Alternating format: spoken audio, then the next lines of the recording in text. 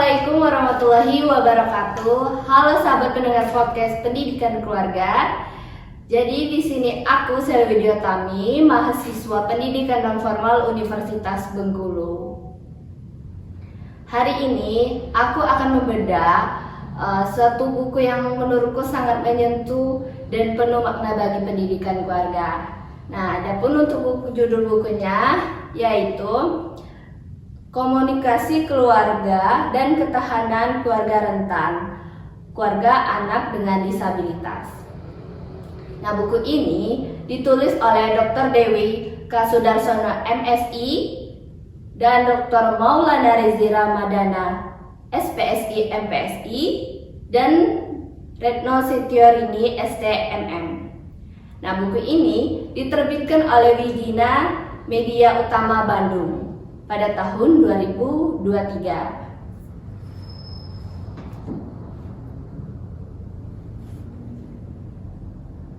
Nah, pada covernya ini terlihat bahwa ilustrasinya itu sederhana tapi menyentuh, menampilkan ilustrasi keluarga yang saling berpelukan, menggambarkan kehangatan dan keteguhan hati. Nah, buku ini terdiri dari 5 bab dan memiliki sekitar 66 halaman. Yang menariknya nih, bahwa buku ini menyoroti bagaimana komunikasi menjadi kekuatan utama dalam keluarga anak dengan disabilitas,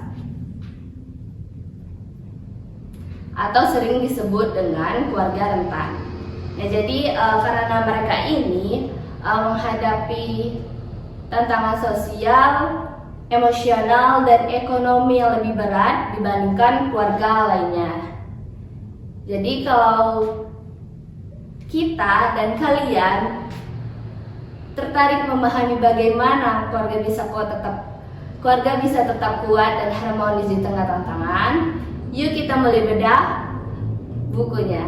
Mulai dari bab 1 ya. Nah, di bab pertama ini penulis membuka dengan pemahaman dasar tentang keluarga anak dengan disabilitas. Jadi teman-teman, keluarga ini disebut keluarga rentan karena harus berhadapan dengan berbagai tekanan, mulai dari stigma masyarakat, beban emosional, hingga tantangan ekonomi. Tapi justru yang menarik nih, bahwa penulis tidak berhenti pada kesulitannya. Ia justru menyampaikan bahwa komunikasi keluarga adalah kunci utama untuk bertahan dan menumbuhkan kekuatan baru. Ketika keluarga itu saling berbagi cerita, saling mendengarkan, dan mendukung dengan empati, maka di sanalah ketahanan mulai tumbuh. Dan di dalam bagian rumusan masalahnya juga, penulis itu mengajukan beberapa pertanyaan kuncinya yang seperti bagaimana komunikasi ini berperan dalam membentuk ketahanan keluarga anak disabilitas, lalu pola komunikasi seperti apa yang akan muncul dalam keluarga ini, dan nilai-nilai apa yang akan menguatkan keluarga untuk tetap harmonis meski dalam keterbatasan. Menarik bukan bahwa kita akan lebih paham tentang bagaimana penelitian ini dilakukan. Yuk kita lanjut di bab 2, metodologi penelitian. Nah, di bab ini dibahas mengenai metode campur atau mixed method, yang artinya menggabungkan pendekatan antara kuantitatif dan kualitatif.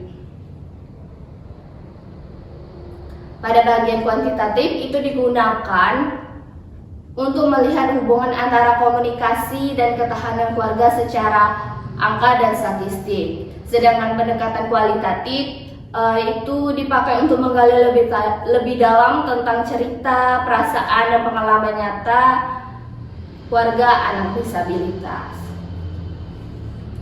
Nah, dalam buku ini juga si penulis menggunakan desain explanatory sequential, yang artinya data kuantitatif ini dijelaskan lebih detail melalui wawancara dan observasi lapangan. Nah, dengan cara ini juga nantinya kita sebagai pembaca bukan hanya melihat angka-angka saja, tetapi bisa ikut lebih merasakan bagaimana sih perjuangan keluarga anak disabilitas dalam menjaga komunikasi dan bertahan. Nah, setelah tahu bagaimana penelitian yang dilakukan, yuk kita masuk ke bagian yang lebih teoritis, yaitu bab 3 tentang teori mutakhir. Nah, pada bab 3 ini kita akan mengulas teori-teori penting tentang komunikasi keluarga dan ketahanan keluarga.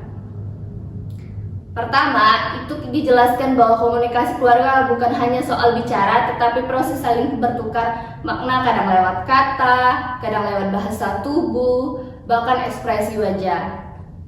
Nah, dalam keluarga anak disabilitas, bentuk komunikasi ini seringkali disesuaikan dengan kondisi anak.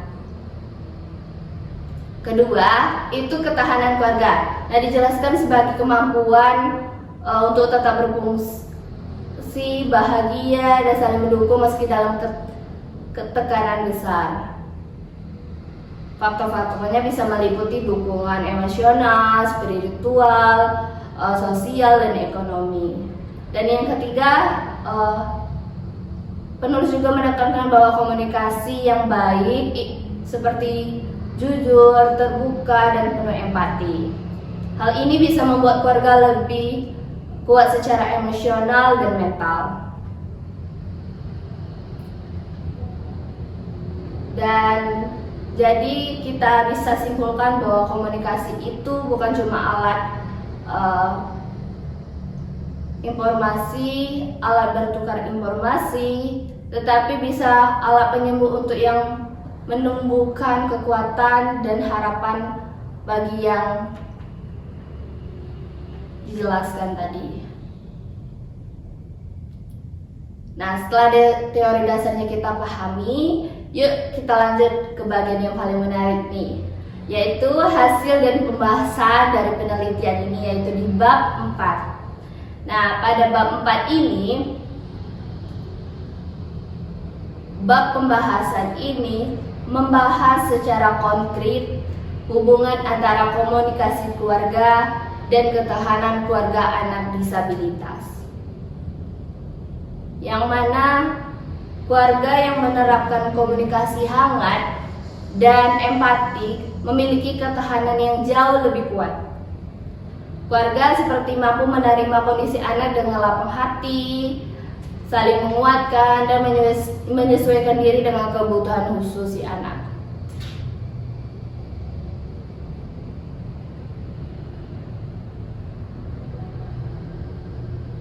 Nah, si penulis juga itu mengelompokkan 2 pola komunikasi. Yang pertama, pola komunikasi terbuka, di mana semua anggota itu bisa berbagi pikiran dan perasaan. Dan yang kedua itu pola tertutup, di mana perasaan sering dipendam demi menghindari konflik. Hasilnya jelas bahwa keluarga dengan pola terbuka dan suportif jauh lebih tangguh.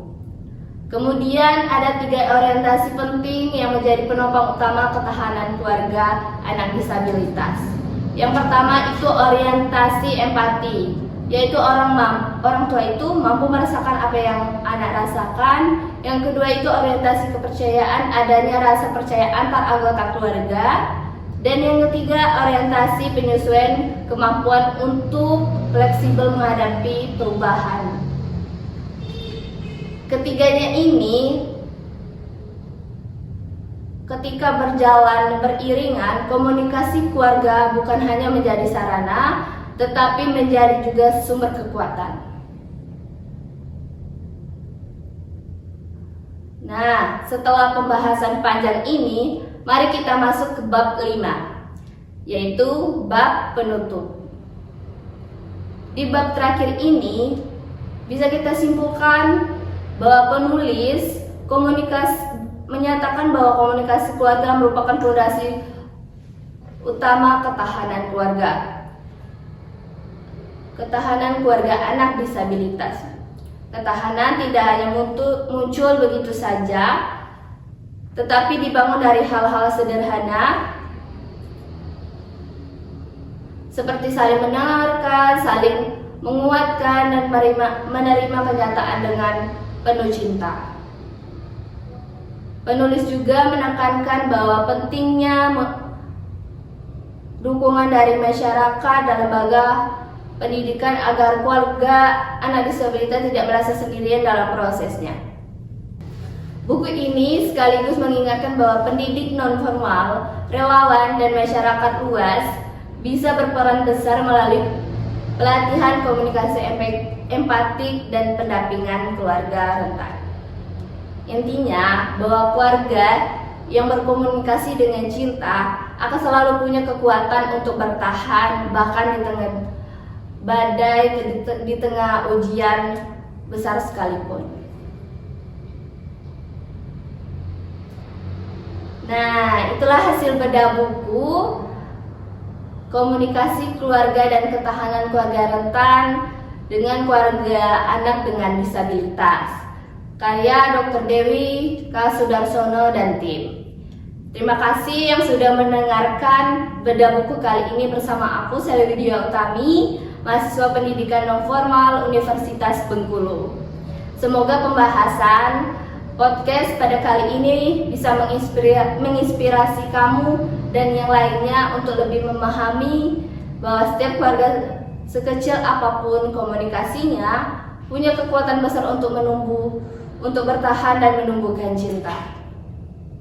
Sampai jumpa di podcast berikutnya. Tetap semangat belajar dan jaga komunikasi hangat dalam keluarga kita. Saya akhiri, wassalamualaikum warahmatullahi wabarakatuh.